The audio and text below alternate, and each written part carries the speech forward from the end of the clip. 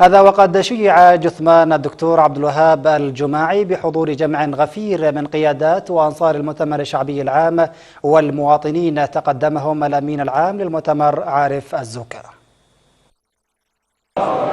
خسر الوسط التربوي والمؤتمر الشعبي العام هامة وطنية قدمت الكثير من العطاء للوطن.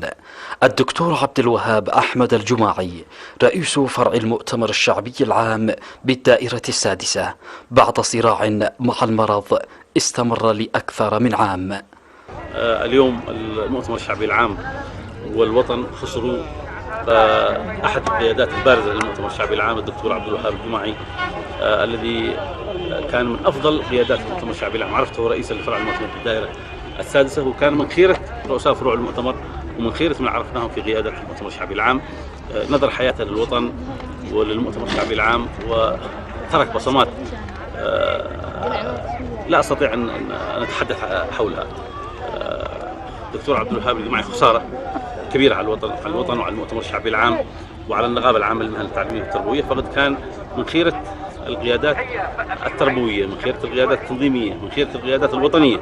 في كل عمل عمله الدكتور عبد الوهاب الجماعي ترك بصمات لن تنسى. نسأل الله له الرحمة والمغفرة ويسكنه في فسيح جناته وإنا لله وإنا إليه راجعون. تشييع مهيب وموكب جنائزي كبير تقدمته كوادر وأعضاء وأنصار المؤتمر الشعبي العام وكذا الوسط الأكاديمي والتربوي لما للفقيد من قيم إخلاقية وعملية بين أقربائه وأصدقائه ومحبيه الذين عبروا عن مكنون الحب والوفاء تجاه الفقيد كلا حسب الزاوية التي عايشه من خلالها. وفاته خسارة على الوطن وليس فقط على المؤتمر الشعبي العام. صفاته عظيمة ورجل كل الناس يحبوه وكل الناس يقدروه لوطنيته ولإخلاصه في عمله. كان مثال للأستاذ التربوي القدير رحمة الله عليه. رحم الله أخونا الدكتور عبد الوهاب الجماعي. هذا الرجل فارس الميدان الذي عمل في جميع المجالات، عمل في المجال التربوي، في مجال التدريس، وفي الجانب الأكاديمي، وكان نابغة في المجالات التي شغلها، كما أنه كان من النشطاء في المجال التنظيمي ومن الذين بذلوا جهد كبير ولفترات طويلة في تأسيس المؤتمر الشعبي العام وأعمال المؤتمر الشعبي التنظيمي.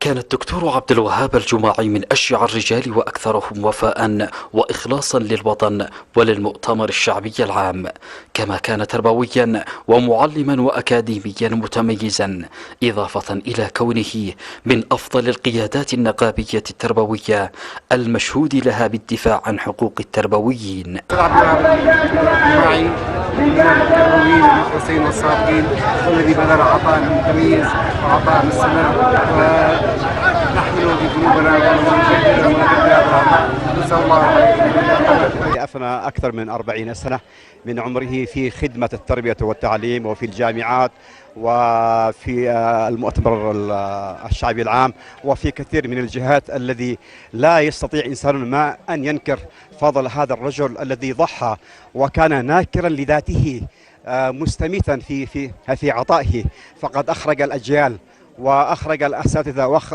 وأخرج الأطباء.